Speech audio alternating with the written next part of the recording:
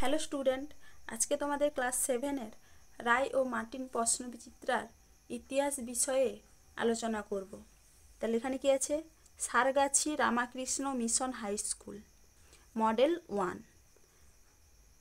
একের দাগে প্রশ্ন কি আছে? প্রথম, হিজরি সাল গণনা শুরু হয় অপশন ডি হজরতের মক্কা গমন থেকে। 2 নম্বর প্রশ্ন কি আছে? করতোয়া ও ভগীরথী নদীর মাঝের এলাকাটি ছিল অপশন সি বরেন্দ্র। 3 নম্বর প্রশ্ন কি আছে? শশাঙ্কের মৃত্যুর পর কর্ণ সুবর্ণ দখল করেছিলেন অপশন বি ভাস্কর বর্মা। 4 নম্বর প্রশ্ন কি আছে? বাংলায় সেন শাসনের অবসান ঘটেছিল অপশন এ তুর্কি আক্রমণে। 5 নম্বর প্রশ্ন কি আছে?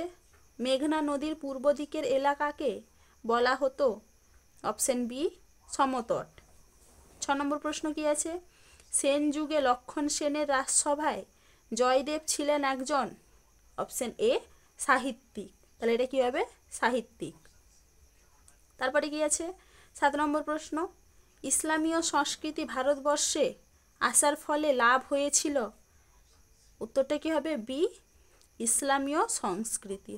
তাহলে এর উত্তরটা কি হবে? Option B.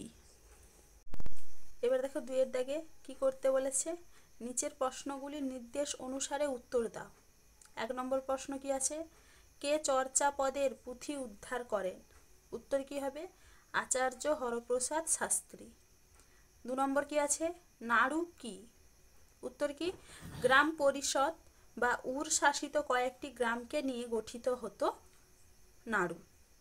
3 নম্বর কি হবে? সত্য না মিথ্যা লিখতে বলেছে।